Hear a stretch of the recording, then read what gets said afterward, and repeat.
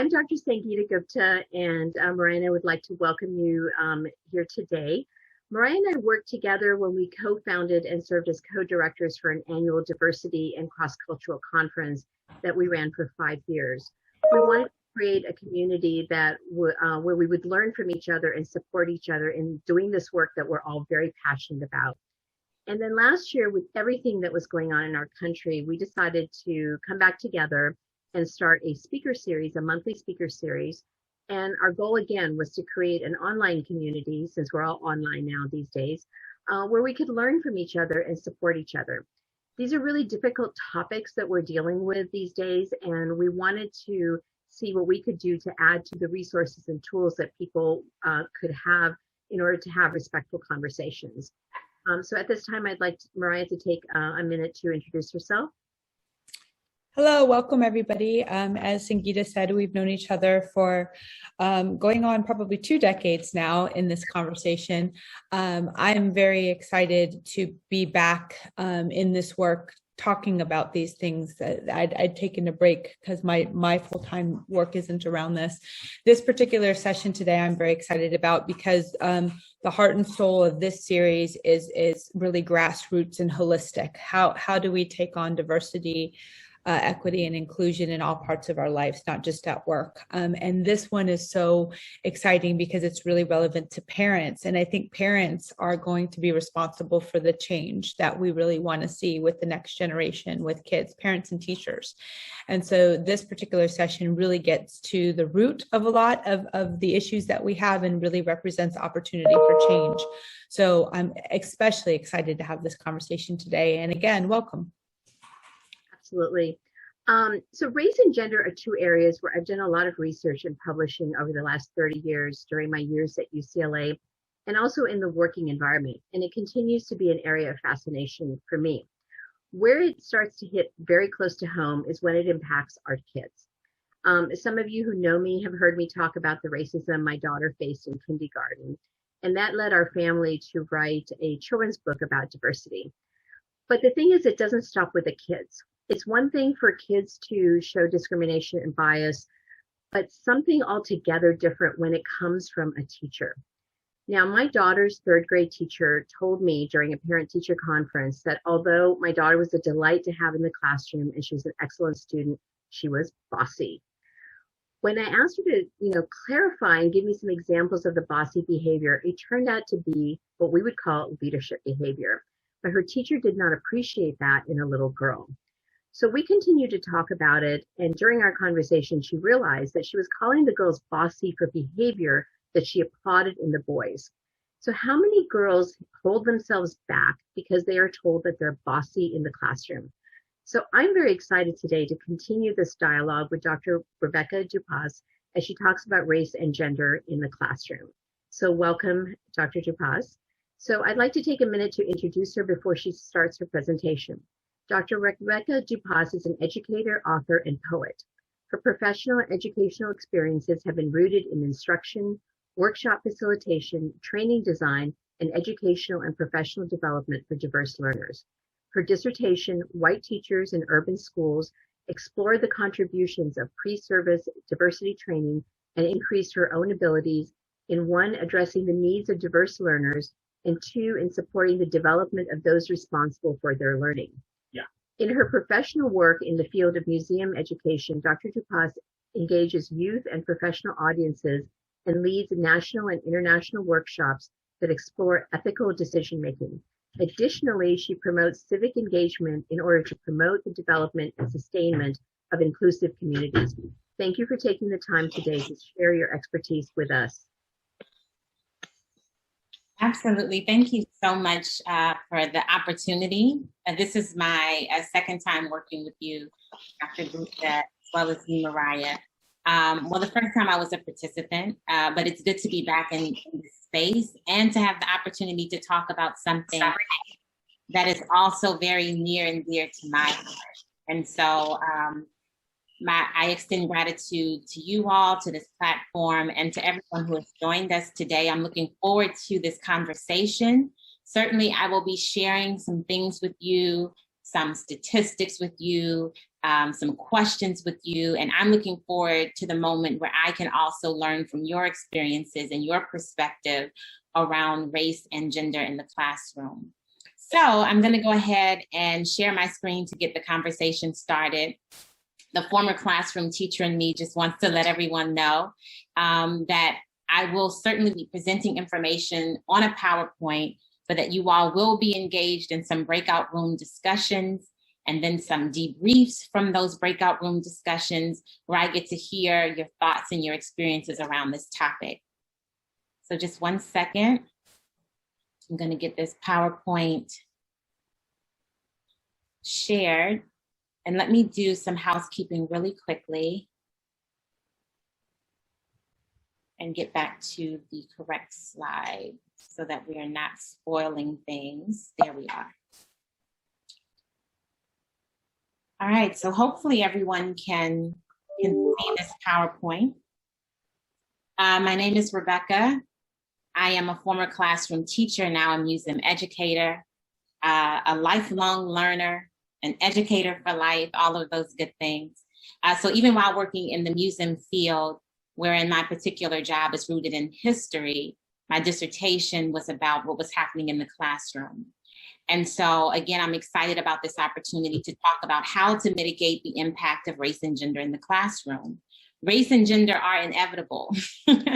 You know, these things are not going to change, yet they're really consequential. And so today I'm really hoping that we can discuss how these two impact students, how they impact the classroom, and in some cases, the larger community, and what it is that we can do about these unchanging dynamics that have a clear impact on the ways that students kind of show up and understand themselves in the classroom.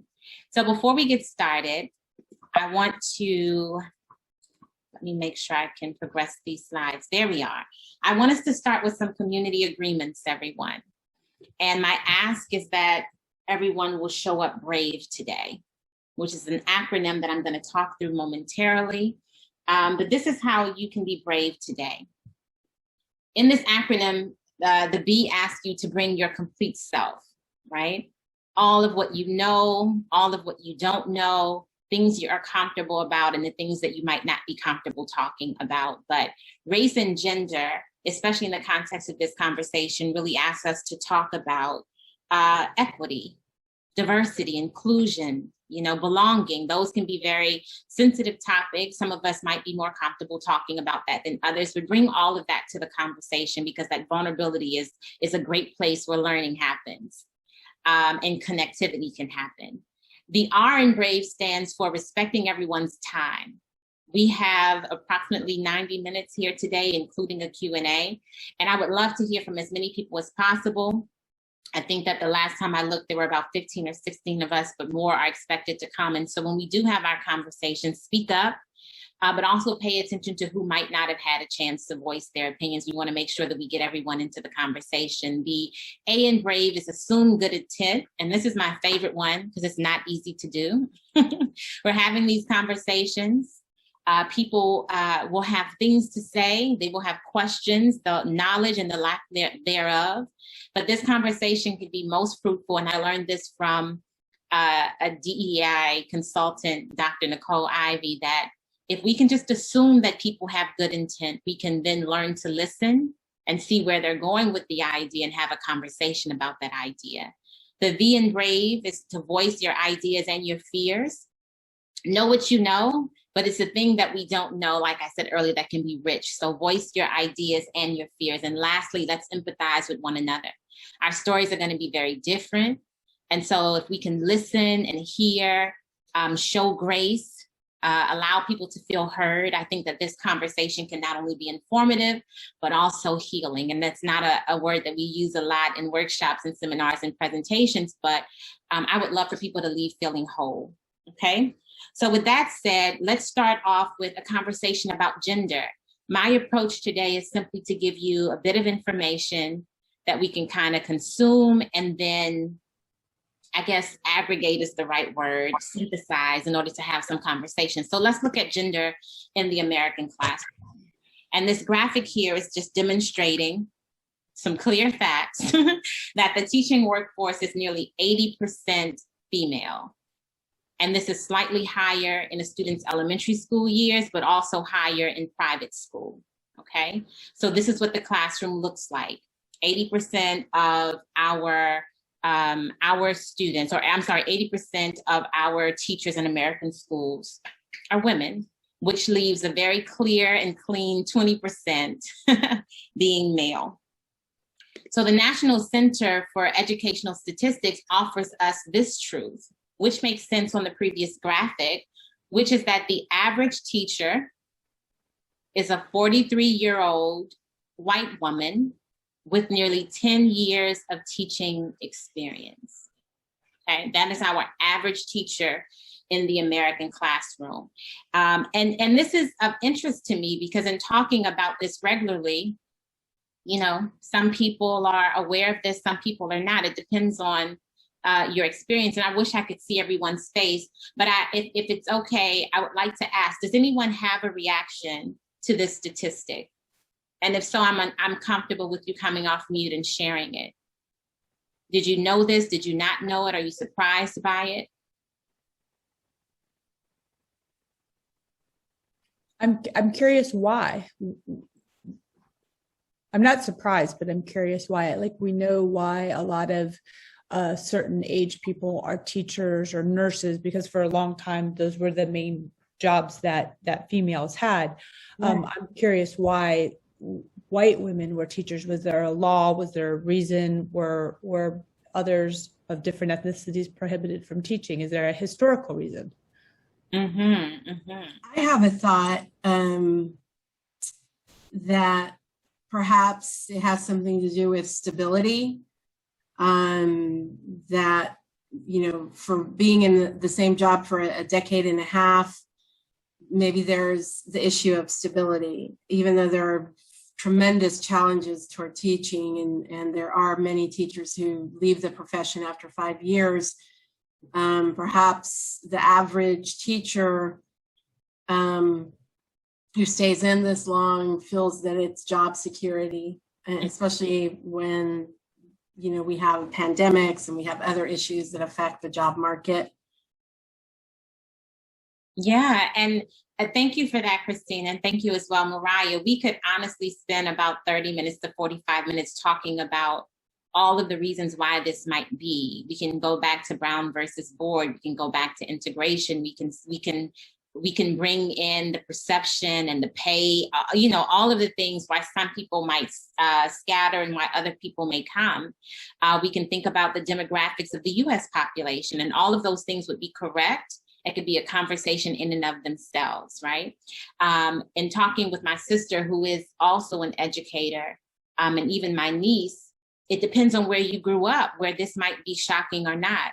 If you grew up in DC or in Prince George's County, which is a predominantly Black county in the state of Maryland, you might not assume that the average teacher is white based on the demographics of your area. So I just wanted to pause there to get a feel of the room, but we can keep going. I want to ask a question.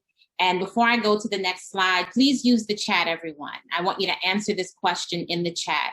I showed you a graphic that 80% of the teaching population is female, 20% are male, and that the average teacher is a 43-year-old white woman. And so here's the question, please use the chat. Is this true or false, that Black male teachers make up 4% of the teaching population? True or false? Throw your answers in the chat for me.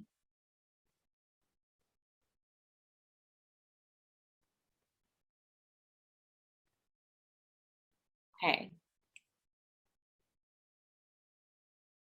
It's almost 50-50 on the true and false. So I'll tell you, we'll move quickly so we can get to the conversation, but here's your answer. I have to get the chat off. There we go. It's false. So Black male teachers actually make up 2% of the teaching population. And of course, I'm curious, for those of you who guessed false, whether or not you thought it was more or less, but certainly those of you who thought it was true knew that the number must be relatively low, because this Black male population must fit inside that 20% male population, right? And I just wanted to throw in another fact for you all. While we're thinking about 2% of the teaching population, I want you to also know that Asian teachers across gender make up 2% of the teaching population. And so clearly we're kind of moving into race. And so on the next graphic, again, giving you information for the conversation later, this is what the racial demographics in American classrooms look like. We know that the average teacher is a white woman, age 43. And here on this graphic, we see that white teachers make up 79% of the teaching population, and 21% of that are teachers of color. And so it makes sense, right? White women make up or represent the average. And then you have that 21% of people of color. On this graphic, I also wanted to show you the student population so you can have an idea of how that's lining up. The student population is becoming more racially diverse. Our Hispanic student population is growing at a faster rate. Yet you have these stagnant numbers in terms of the teacher population. And so I want to break down that 21% for you so we can think even further about what this means. And on this graphic, we can see how people of color make up that 21%, right? So right now we're just gaining this information. White teachers 79%, Hispanic teachers 9%, and growing. Black teachers 7%, somewhat stagnant. Asian teachers, as we talked about earlier, 2%. Two or more races, 2%. American Indian, Alaskan Native, and these are terms from the census, so please do forgive me and or correct me if you would prefer that I use a different term here. Only 1%, and Pacific Islander is less than 1%, okay? So we get an idea of what that 21% looks like when we think about our teachers of color. And so if we're thinking about representation alone, we can see that there is a deficit when it comes to racial diversity in the American classroom, okay? So what does all this mean, right? What impact does race and gender have in the classroom? I want us to take what I'm calling a K through 12 school network assessment. And so for everyone present, I'm going to put 5 questions on the screen, and I want you for yourself and your experience in your K through 12 school years to answer yes or no to these questions. And I want to say that if time allowed, we would have started with gender and then looked at it from a racial lens. But because time does not allow, we're going to look at this through a racial lens, okay? So these are your 5 questions. In your mind or in your notes, please answer yes or no to these questions. And I will read them aloud for your convenience. Question number 1. Let me move here we go. Question number 1, teachers in my core subjects, English, math, science, were the same race as me. Question number 2, the school principal was the same race as me. Question 3, the janitorial and cafe staff were the same race as me. Number 4, the majority of the school bus drivers were the same race as me. 5, the security resource officer, meaning those who kept peace and order in the school, were the same race as me.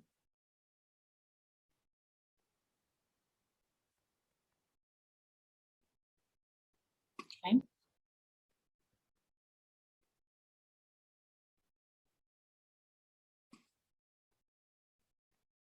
Give me 1 second to fix my own screen. And so now I want us to prepare to go into our breakout rooms. I want you to carry with you your answers from this K through 12 school network assessment. And I want you to answer this question within the group, right? You can spend a few seconds saying, hi, my name is Rebecca, nice to meet you. But you have 6 minutes in the breakout room. And I want you to think about this question. It says, consider your answers to the K through 12 school network assessment. What narratives, positive, neutral, or negative, did racial representation in your K through 12 experience create for you as a child?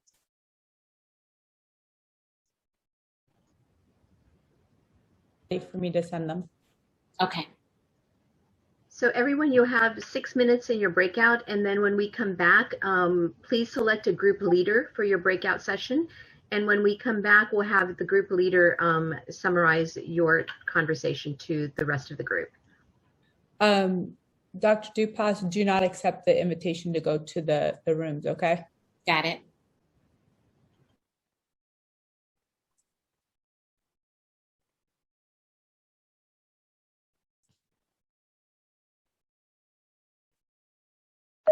Welcome back, everyone, and we're going to go ahead and start with 2 groups to have the leader of that group debrief us. So what group would like to go first? Go ahead and unmute yourself.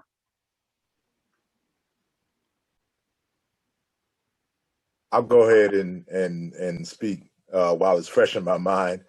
For our group, we had a what became a lively discussion and ran out of time. It got so lively.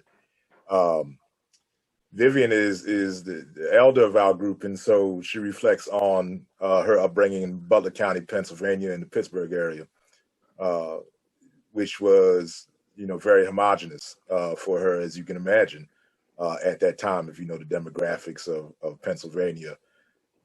So there was not that racial ethnic diversity at all, basically, in her upbringing, and therefore for any of those questions. Laura had a partially military upbringing, and so therefore in that travel and in those diverse locations had some diversity in terms of support staff and custodial staff, at least in that type of thing. However, upon returning home to Florida for the rest of her upbringing, that diversity decreased.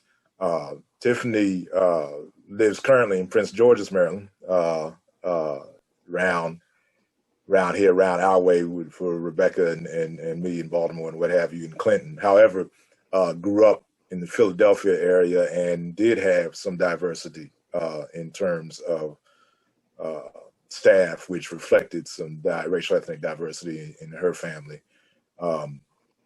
I grew up here in Baltimore, I spent all 12 grades in an old blue blood private white school, predominantly white school, private education, which meant that in terms of the core subjects, no, vast majority European American, white American.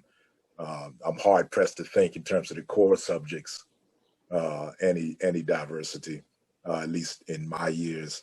And that certainly is true of the principal. It certainly has never been a principal of color at this old money white school.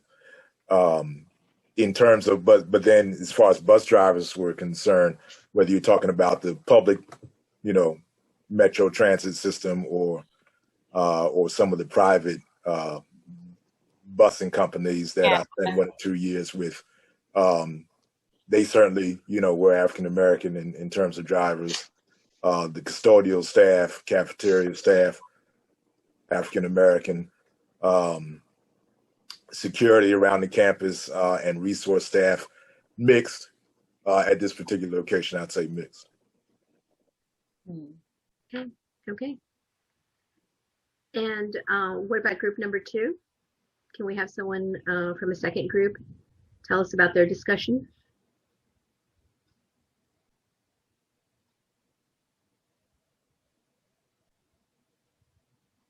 I think we had similar discussions as we talked about our experiences and looking at who our teachers were.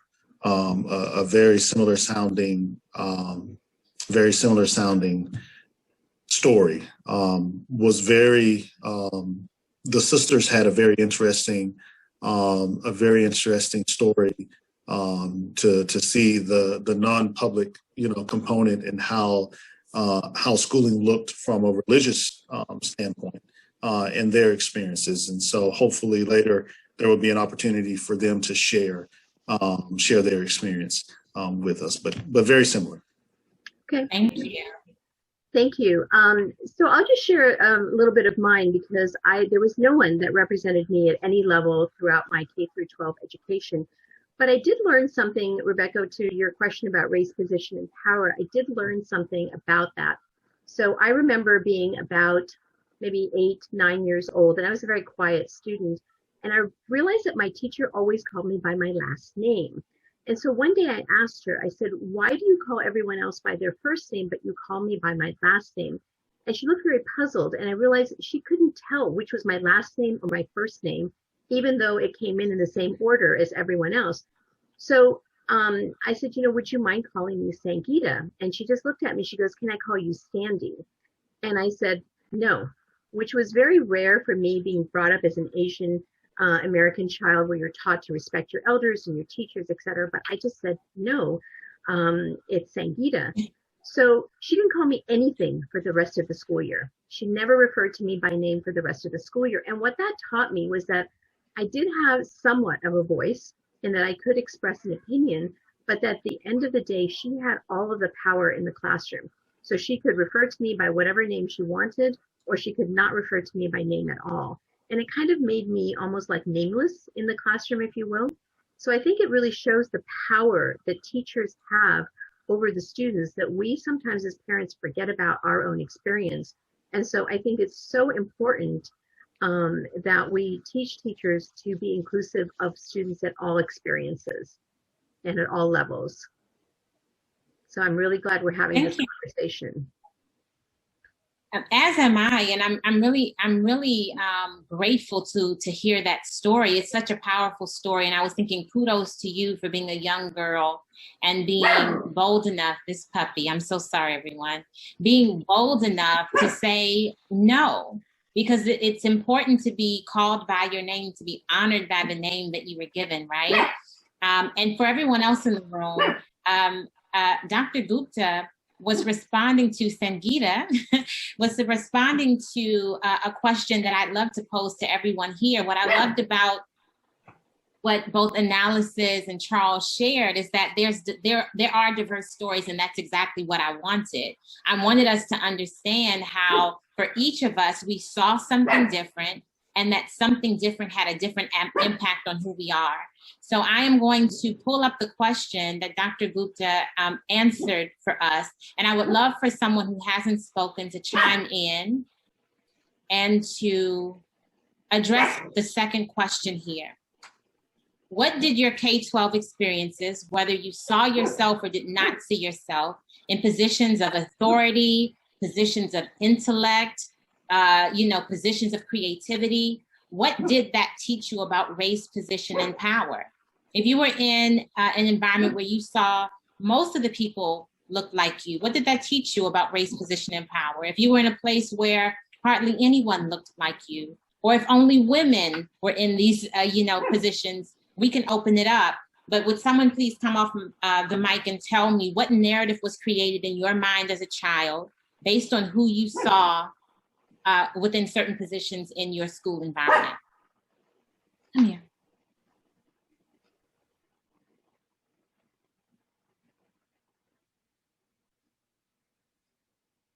Okay, I can go. This is Tiffany again. What did the experience teach me? Well, again, coming from a very, very, very, very diverse county, community, it just taught me that anybody can be whatever they want it to be.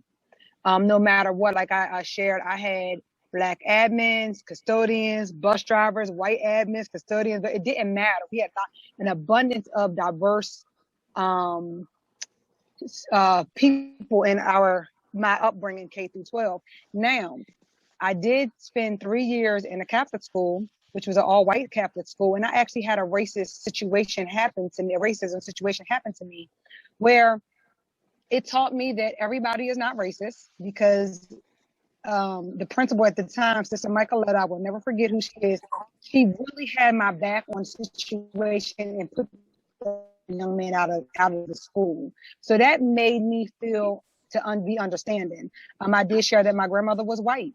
And I think that actually allowed me to have a little bit more power once people knew that, because when she had her so quote unquote black grandchildren with her, it was different, and she also volunteered in the schools. So the experience taught me that anybody can be anything they want to be, no matter what your gender or what your race was. And I think that's an awesome thing, coming from a very diverse community to go into a not so diverse community at this time.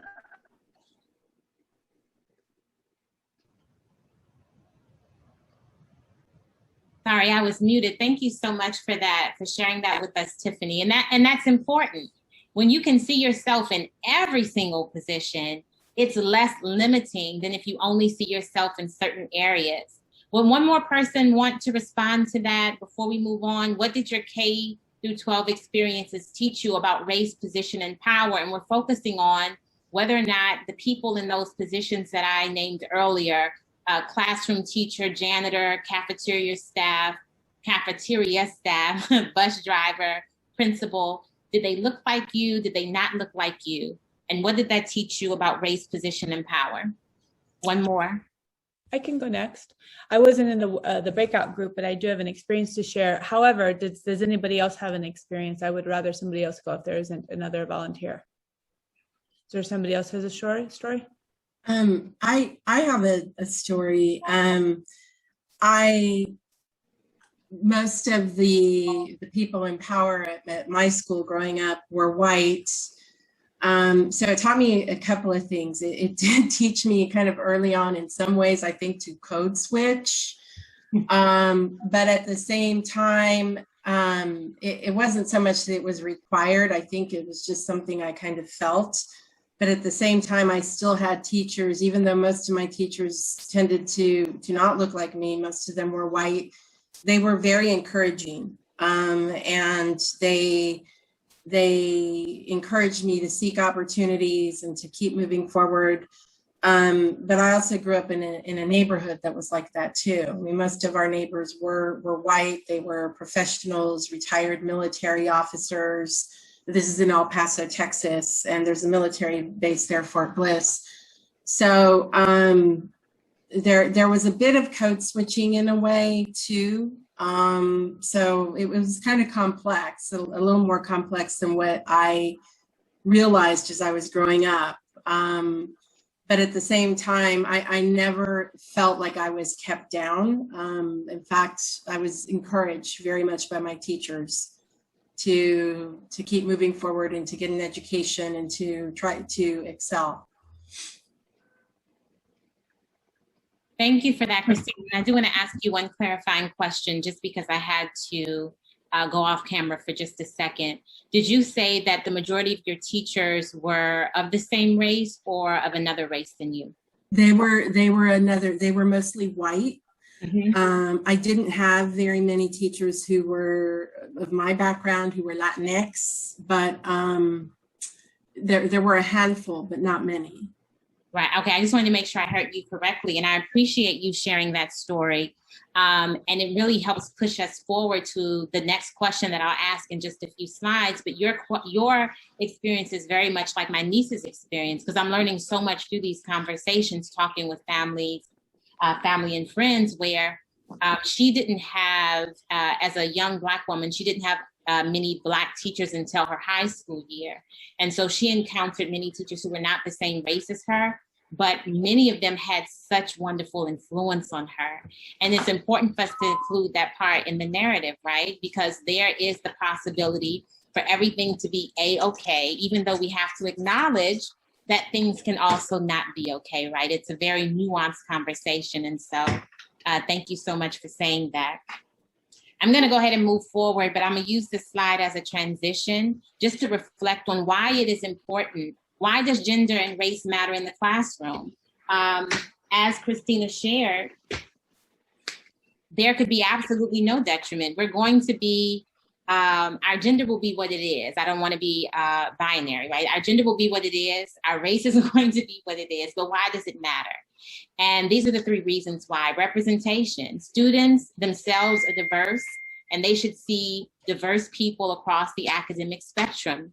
You know, you can have teachers that are nice to you, but if your vision does not even include that people who look like you can be an educator, that's a detriment to your ability to dream. It's important because of equity. Students should observe that all people are intellectual and professional. If you're in a school environment where the only people of color are those who are serving, and while there's absolutely nothing wrong with serving, but if that's the only vision that you're given for yourself, you don't necessarily imagine yourself as anything else, as the school bursar, as the principal, you know, as any other role in the institution. And then finally, because of vision, each teacher themselves will bring a very unique set of experiences and perspectives to the classroom. And often when we talk about cultural competency, we talk about it in respect to the teachers, but what about the fact that students are learning cultural competency by engaging with people who are different from them? And so if you imagine someone growing up in a homogenous situation, certainly they're learning, certainly relationships are being built, and certainly they are gaining, you know, a vision for themselves, but what are they then learning about the people that they don't see? And so all of these things are very important to us. So this takes us to the next question, and I want you all to use the chat to respond. The question is, true or false, the average teacher can effectively teach students of color? For those of you who are just coming into the conversation, the average teacher is a 43-year-old white woman in American classrooms. So is it accurate that the average teacher, being 43-year-old white and female, that they can effectively teach students of color? Do we want to qualify that as somebody of that demographic who's not had any training around Nope. this? I don't want to qualify it just yet. Okay.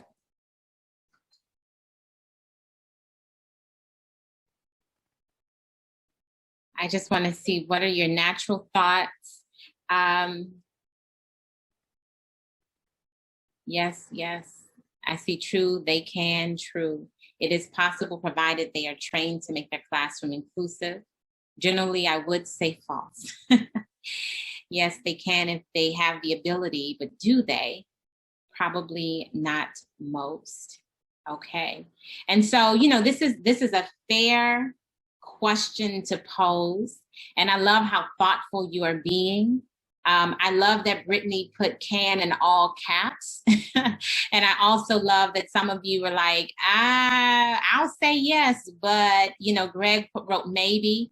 Mariah said they need bias and privilege and diversity training, diversity, equity, and inclusion training. So I want to ask this question, number one, because I want to clarify that I am not suggesting that the average teacher who is white, female, and early 40s cannot teach students of color. Christina shared her experience. That's the same experience as my sister, the same experience as my niece, the same experience of myself. I can look back at my teachers who were white, female, white, male, Asian, you know, Hispanic, and they were good teachers to me.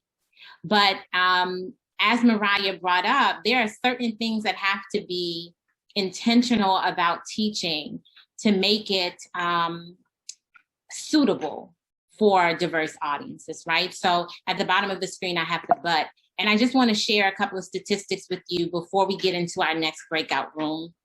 And I also need to look at the time. Okay, so I'll move fast.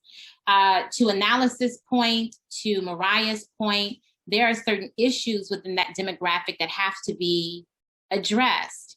And even thinking back to what Coach said, I'm sorry, I call her Coach, what Tiffany said, we don't do a good job discussing that these are our realities. For some of you, it might be the first time or the first of a few times where you've actually reflected on this. And are we having these conversations with the young people is the other question. But before I go on a tangent, this is the teacher research that supports yes, white teachers can effectively teach students of color, but there are concerns. One of which is that many white teachers will go into classrooms attempting to replicate the environments that they grew up in. And the issue with that is that if you are replicating your environment, you're not making space for the customs, the ways of knowing and doing, and the behaviors of students of color. I'm going to go through these quickly. Color blindness is an issue. Many people present it as a badge. I don't see color. I'm not like that. But the problem with you not seeing color is that you are denying that privilege and disparities exist. I need you to see my skin. It tells you a story. It tells the story of George Floyd. If you don't see that, then you're probably not going to fully understand what I'm bringing to your classroom as a student. And for the sake of time, I will connect limited interaction with insufficient preparation. From my own research, only 50% of my participants even had a field study as they were preparing to be teachers, meaning that their university did not require them to student teach in an urban environment. So unless they had an upbringing that put them into deep interactions with people of color, all of my participants were white teachers, then they had no experience with the students that they were going to teach. And then also colleges and universities have very diverse approaches to diversity training and diversity education. So a teacher can go through a college experience only having one course. And what we know from society today, that's just not enough information. So forgive me because I'm moving quickly just due to time. What is the consequence of that? What impact does it have on young children? Here I want to talk about discipline. If you think about people wanting to replicate what they know, if you think about people not really understanding the ways and doings of other people, whether they are Black, brown, yellow, all of the ways in which we are different, this is one of the results. So 2015 is a ways away, but this is just something that really hit me in the gut, that 55% of all Black suspensions, which is an interesting title, but 55% of the Black students who were suspended in 2015 all came from 13 Southern states. 50 states, 51 states, but 13 states made up 55% of the suspensions. I was reading up on this and I learned that while most white students are suspended for very objective behaviors like vandalism, smoking, I forget the third, Black students are suspended for subjective reasonings like loitering or talking too loud or being disrespectful. And so that's a very interesting thing because one can be clearly proven and the other is based on how a teacher might feel, what they're used to. Right? And in the bottom right-hand corner, we see that Black students are punished more harshly and frequently than white students for the same offenses. And from my own research, I know that it's Black and brown, Hispanic and Black students are punished more harshly and frequently. White and Asian students are punished less frequently. And so, again, we see how the perception around race matters in the classroom. Just two things I want to share with you before the next breakout room. And just as a heads up, if we don't have time, we'll only do one. I'm absolutely fine with that, but we are close to wrapping up. Just thinking about representation, thinking about what it means for there to be diversity throughout the school, if we can break past that 20%, is that Black students from low-income households who have one Black teacher in their elementary school years are more likely to consider college and less likely to drop out of school. And so it's not just representation. Young children have to see themselves and they have to be able to engage with people who understand them and make space for them. It does impact their future. Another thing that was of interest to me around representation is our very small Indigenous population. Indigenous students make up only 1% of our public school student population, yet they have the highest dropout rate at 24%. It's unthinkable. What's interesting is that the teaching population matches the student population. And what this says to me is that we can't just say, well, if we have 2% Asian, then all we need is 2% Asian teachers and everything is fine. Absolutely not. Because the problem with 1% is that that population demographic is not large enough to really evoke change. We have to think about whether or not this teaching population is influencing the curriculum. or if the teaching population is large enough to increase visibility in the school. But when students aren't represented, there is a dire impact in the classroom. I want to spend a little bit talking about teacher preparatory courses as well. This is taken from edweek.org. And if we can just look at the numbers, you know, they get lower as you go down this list. The first three, you know, 71% or higher, are courses that focus on preparing teachers for how to plan a lesson, give a test, and manage their classroom. When we reach 70%, this is where students are, student teachers, or pre-service teachers is the correct term. They're preparing for students with special needs.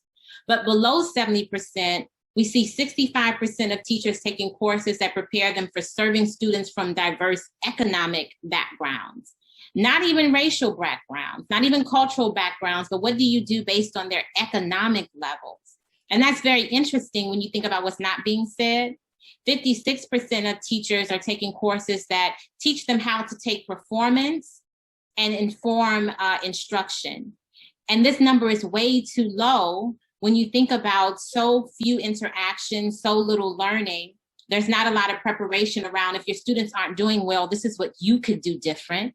And the problem with that is that you have so many teachers creating these deficit views and assuming that it's the student's fault. And then lastly, this data around 41% of teachers having some familiarity through their courses with English language learners. And on a very, very short and brief tangent, I just want to share with you all that English language learners are the fastest growing student population. By 2025, they will be 25% of all public school students. And within this, it's not only Hispanic students as English language learners, because I think that that's a stereotype we have to dismantle. You also have every other student of color within the English language learner group. So I know I'm moving fast, and usually when I do that, I start getting tongue-tied, so I'll try to slow down and have us transition into our next breakout room. And so again, I'm giving you information so that we can kind of synthesize it and have these conversations. And so as we move into the final section, how can we be more intentional about race and gender in the classroom? Here, I want to share with you a case study. I'm developing these case studies for my dissertation. These are based on conversations that I had with the participants in the study who were telling me how their training contributed to their abilities with racially diverse learners. I have so many rich stories. I'm going to present at least one of them to you now. And so I'm going to go to the next slide, and I simply want you to read it and internalize it. And then I will give you 2 questions to answer in your breakout room. Just remember, we're talking about race and gender and how to mitigate that in the classroom, or how we can use those things to help us, right? When you're mitigating something, you're kind of working through it. So here we go. Case study number 1.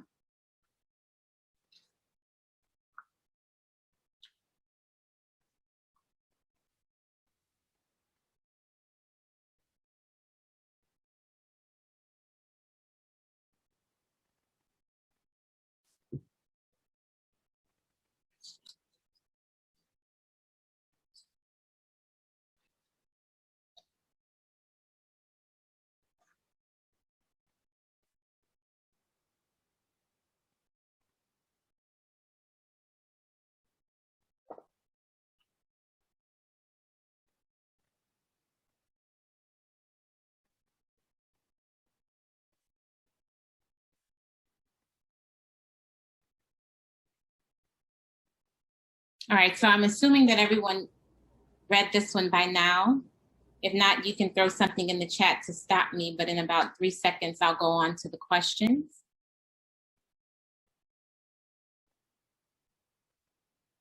And the questions are in the chat box. Thank you so much, Mariah.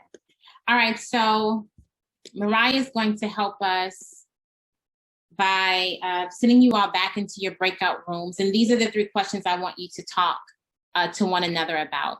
What happened in the scenario? What is your reaction to the scenario? And how did the teacher use race and or gender to address the issues depicted in the case study. We're actually going to do 5 minutes and then pull you on out of there, okay?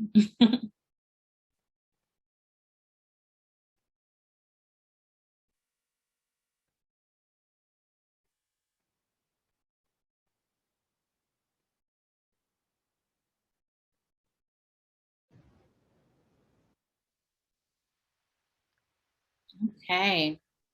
So welcome back, everyone. And Rebecca, if you want to continue. Indeed, thank you so much. And so I hope that you all had some very fruitful conversations in the breakout room. I wish I could be in them. You know, I wish I could give you a bunch of these case studies, certainly to hear your opinion. But for whomever is interested in responding, I have 2 questions on the screen. What is your reaction to the approach of the teacher?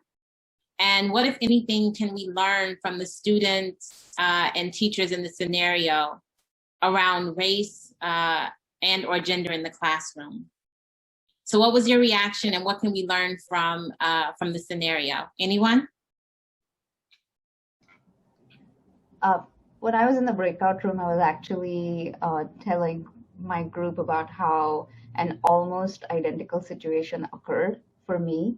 And I pulled in some this mentor who was a student mentor and also of the African American for my student to listen to, and my students' behavior did actually markedly improve. And I think it speaks to the lack of trust that students feel. I think generally there's mistrust that you are treating them in unfair ways, and I don't think it's unwarranted. So I think we should be able to speak to our own students, but if they are resistant to hearing us, bringing in someone who they trust, who they will be willing to listen to so that they feel more comfortable and they feel like they're not being treated unfairly because of our bias, I think that's perfectly valid. Thank you. I can't see your name anymore. What is your name, Dr.? Gauri. Say again? Gauri. Gauri? Yes. Okay, hopefully I was close. Gauri, thank you so much for telling that story, because that is the sentiment behind the participant who shared it with me. You know, wanted to be able to handle it himself, but was unable to. And so in order to convey to the student that it wasn't a racial issue, but he just wanted him to behave a certain way, was the exact sentiment. And so hopefully that doesn't deter someone else's opinion about that. But I just wanted to thank you for affirming the way that it was written objectively. The fact that you pulled from that is helpful to me. So thank you for that. Does anyone else want to share a reaction? I think one of the things in my group that we discussed as we looked at the scenario is that, you know, with these types of situations, you got to be careful because there is, he coined this, there is this, cultural tax that can be put on people of color for a lack of cultural competency that is held on others. And so for school districts, and it is important that we are doing what we're doing right now. We're training as best as we can so that teachers can build that trust with the pupils that are in front of them, and that they gain those competencies that are needed to move up and down the spectrum, to be able to handle behavior issues or learning issues that may come up.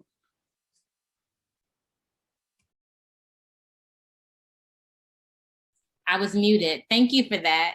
And it's definitely comforting to hear about the ongoing training because it's so necessary. The conversation has to continue for us all to be better, because we can have a different conversation around what all of us as educators need, right? But that would have to be a different conversation for another day. But thank you for that so much. I believe that was Charles. And so because of time, for all of you present, I'm going to skip the second case study.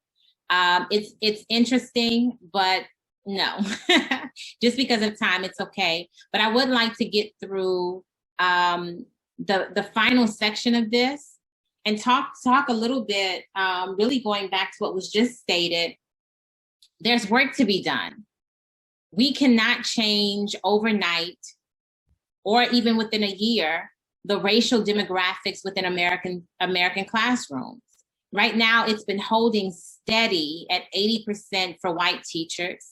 It's actually decreasing, like I said, for Black teachers. It's growing for Hispanic teachers, and it's holding steady again for our American Indian, Alaskan Native, or Indigenous populations, as well as for our Asian populations. And so our students, our children, whatever relationship we have to them, will continue to go into classrooms where their average teacher is white and female, though the average student is about 50-50 in terms of people of color and white people. And then we also have to consider that 20% is made up of a very diverse group of students who may or may not be seeing anyone who looks like them in a leadership or authority role for years to come. So what can we do as individuals to try and mitigate that? What can we do at home? What can we do in our communities? And what can we do as educators in the classroom? And the first thing that we need to do is acknowledge it. We need to have conversations about it. If a speaker comes into the classroom, if you read a book, if you use a certain image, we have to, as educators, be comfortable enough to talk about race and ask about race, because we will not understand the narratives happening in our young people's mind if we don't begin to generate those conversations. And so there are a number of resources, Teach for Change, Anti-Racist Baby, like there are things out there that we can pull from to help us to have those conversations.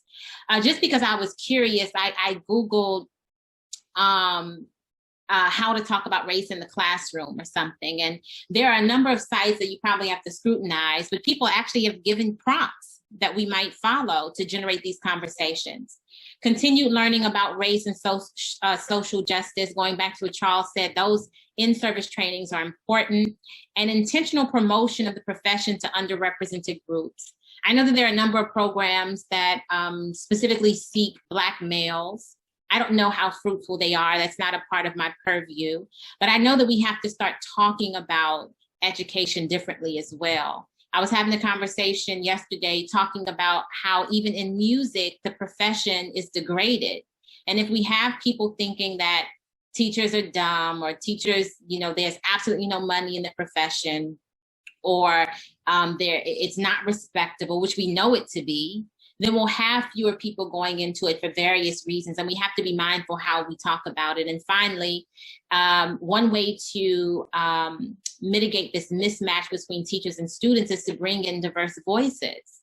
If you're in a school that is majority in either way, when you have an opportunity to feature a speaker, to choose literature, to bring in someone through the Global Classrooms platform, it's important that you're intentional about showing diversity to your students so that they can begin to create more expansive narratives about who people are and what their potential is in the academic space. I believe this might be the last one. How can we work together to increase the vision of all children around education and their perception of intellect and authority? Create diverse educator experiences, which ties into something that said previously. Talk with children about their reflections. How do you feel? Talk to children about identity. And lastly, be critical about the portrayals of diverse people in literature and media. I was sharing this with my family. We had such a rich conversation around this. I was actually, as they say, yesterday years old, when I learned that my mom did not have a Black teacher until her senior year. And that even though she's in her 60s, her experience mirrors my niece, who is 24. It's an interesting phenomenon to think about. We've never talked about that as a family and what it does. And so I was asking my mother, I said, what did that teach you about power? She said, like Mariah said earlier, I have questions. Where were the Black people? Why couldn't they have been? Who, was it their decision? Was it someone else's decision? And so, you know, decades later, she's wrapping her mind around that. My niece was reflecting and she had tears in her eyes about her experiences with her teachers. These are things we have to discuss. I went on the tangent, but going back to being critical about the portrayals, I wanted to share that when I was reading young adult literature in class, the books that I read portrayed Blacks two ways. We read a book about a poor Black family, and we read a book about a pregnant teen. And so even though I wasn't necessarily cognizant of that, what I was carrying with me as a teenager was that the Black characters were poor and or pregnant, and that's not okay.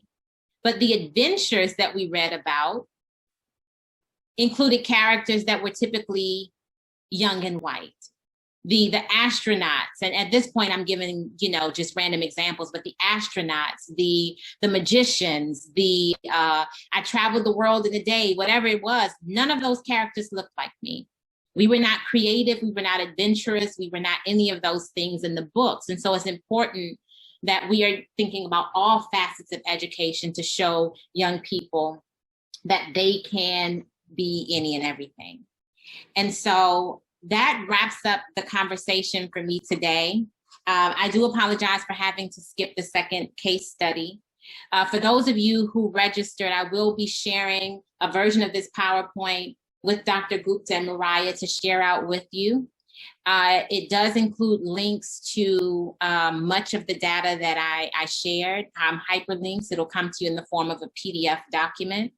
And with that said, I just want to thank you all for being present today, being part of the conversation. We do have to reserve some time for Dr. Gupta and Mariah to give you all some information, but I did want to ask maybe for the next 5 minutes, 4 or 5 minutes, does anyone have any comments and or questions for me? I'll do my best to answer what I can. I just want to commend you on an excellent presentation and workshop. This was very interactive and got my brain neurons firing. There's lots to be done, and this is just exciting stuff. Thank you so much. I appreciate that. Dr. Gori, right? Yes. Okay, thank you so much. I appreciate that. It's such a compliment to know that someone's neurons are firing. That means a lot to me. So thank you. I love that you expressed it that way. Thank you. I would like to, go ahead. Sure. No, thank you. I just wanted to say also it was a great session. Thank you to my fellow poet and dear friend and fellow educator. I didn't realize till you had said analysis that I'd forgotten that I left that on instead of my actual name, Ken. I'm so used to coming from under that. But one of the things that I think about in this conversation, though, is this current attack on critical race theory that we see most recently, Ron DeSantis in Florida having signed off on a ban. And I think we're up to a good 19, 20, 21 states who are or in the process of making moves on that. And even though as many people have said and trying to push back against all of that foolishness, you know, that critical race theory, as we usually think about it, is not something that a third grade teacher is bringing into the classroom per se. However, the overall context of that, the overall, I'll say it, white supremacist context of this attack on critical race theory will trickle down into a pushback against any representation of accurate history, any representation of diversity, any critique, any teaching of, you know, social studies as it should be as far as the context of the country. And so we have to be, I'm not in the classroom now, but I'm speaking in first person plural. We definitely have to be aware of not only diversity and inclusion on a surface level, but also take that deeper into how curriculum decisions are made in the central offices, you know, and to what degree teachers have the leeway to teach accurate history, Mhm. accurate social studies, accurate anything else, or are teachers going to be handcuffed because cities and states are going to fall for this foolishness of banning critical race theory? How is that going to play out in terms of the teacher that is actually trying to do the right thing and teach that accurate history and diversity? And that's something that is not coming down the pipe; it's already here, and so we definitely have to look at that. So I have a question for you, sir. I actually just emailed Sangeeta about this because we're planning future talks. How many of you would be interested in having a conversation just around, because I don't fully know what critical race theory is. I know that our governor banned it and I kind of have an idea, but what if we had a discussion what it is?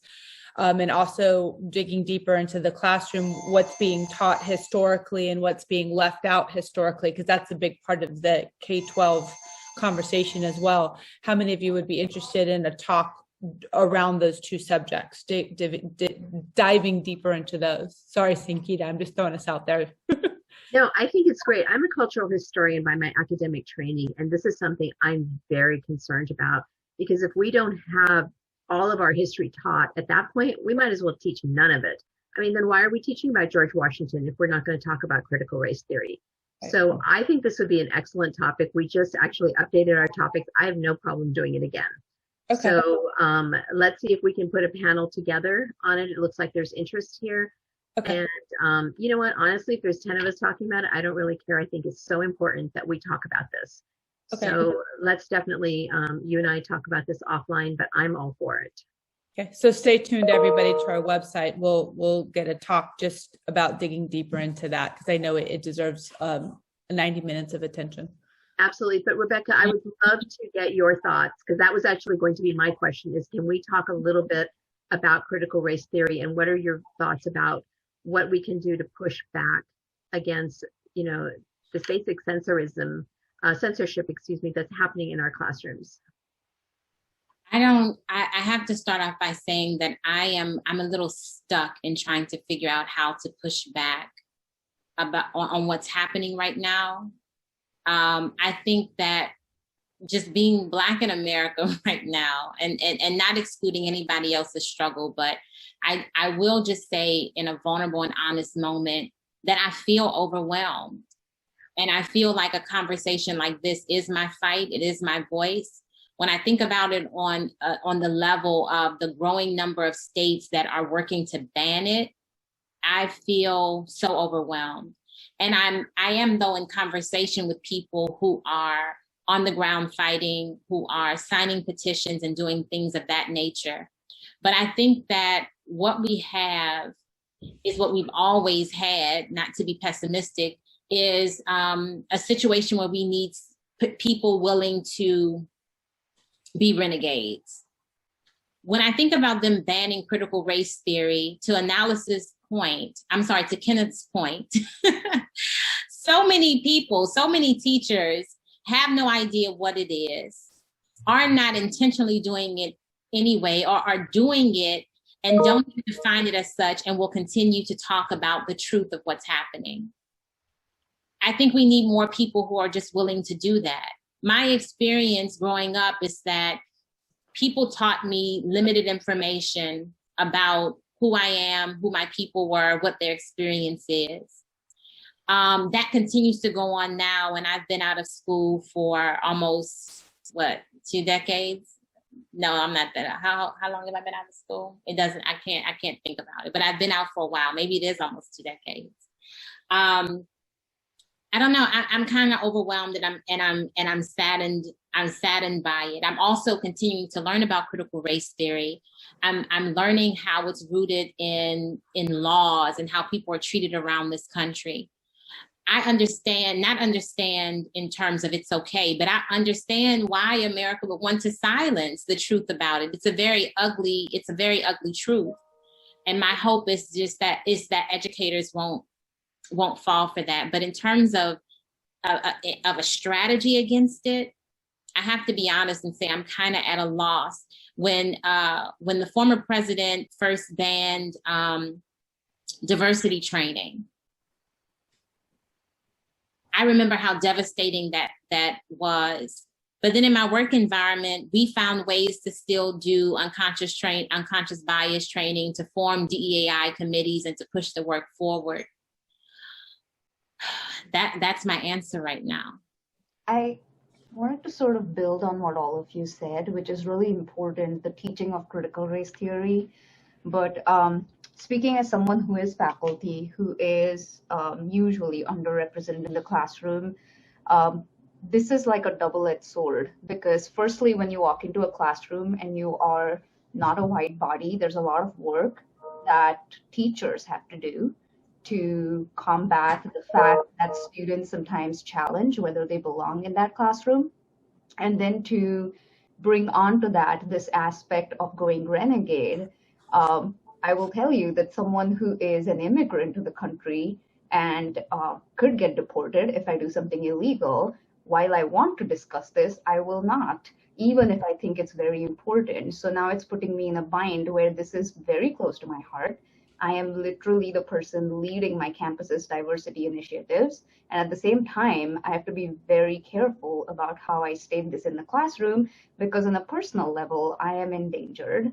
So like, this is not just bad for the students, this is also bad for teachers who are, as more and more diverse teachers start going into the classroom, how are they going to, what's the blowback they're going to receive versus white bodies when they go renegade on this? Yeah. And I understand that. Yeah, I appreciate your honesty in saying I probably wouldn't go renegade if it meant X, Y, and Z. And that is the reality that we've sort of faced on one front or another throughout all of education. I think that what I need right now is for those who are very familiar with critical race theory to do some mass education on it. And I know that's happening on platforms like Clubhouse, where we're coming to understand exactly what it is.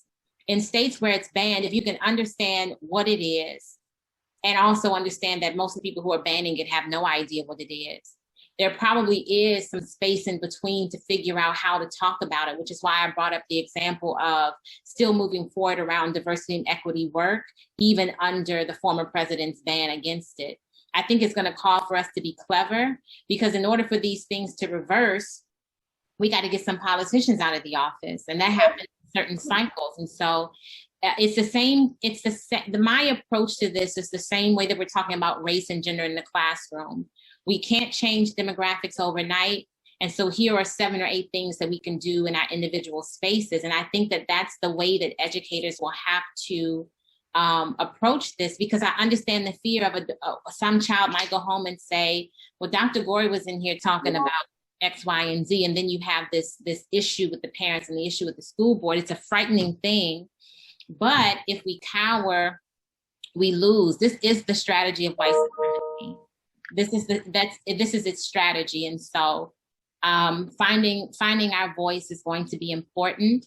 And if I have the opportunity, I would love to attend the next talk so that I could give more information, having time to understand more about critical race theory, because right now I'm a student of it.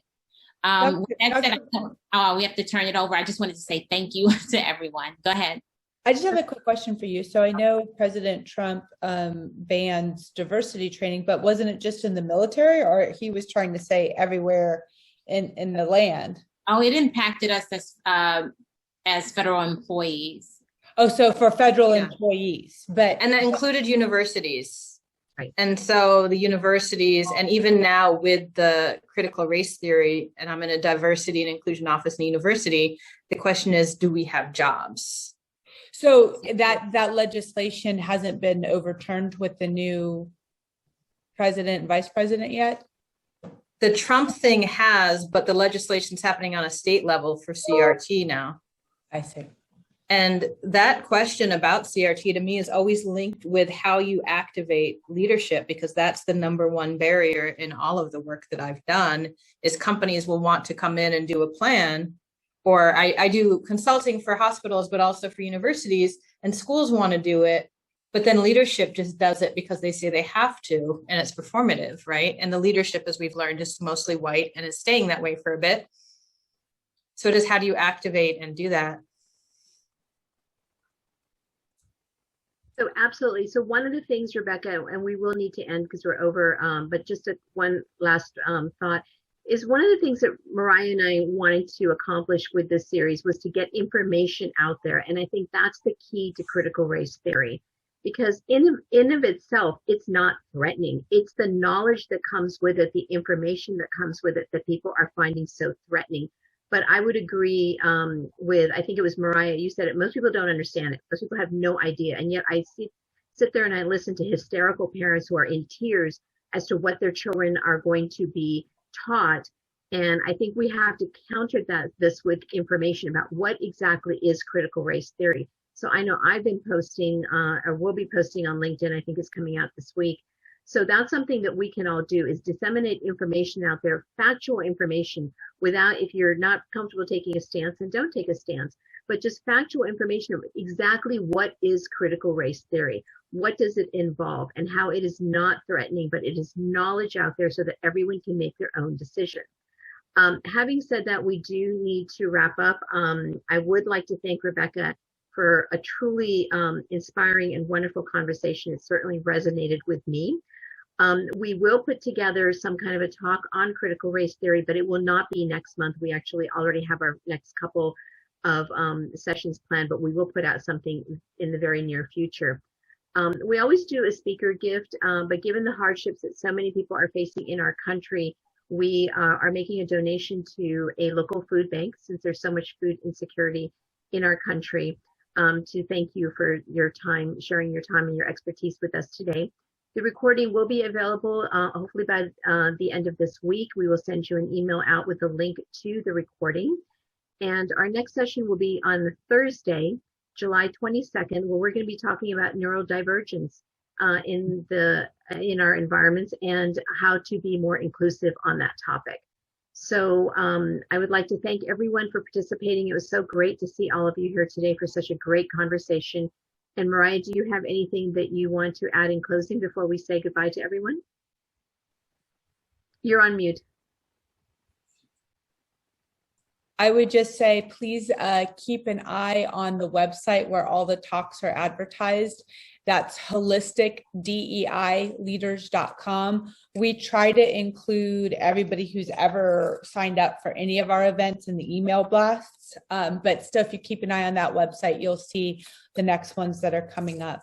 And thank you all for coming. It's so cool to have this community of people from all over the country coming together for these conversations. It's very rewarding to be a part of. It is, definitely. Enjoy the rest of your day. Bye. Thank you. Bye. Everyone, have a good one. You too. Bye-bye.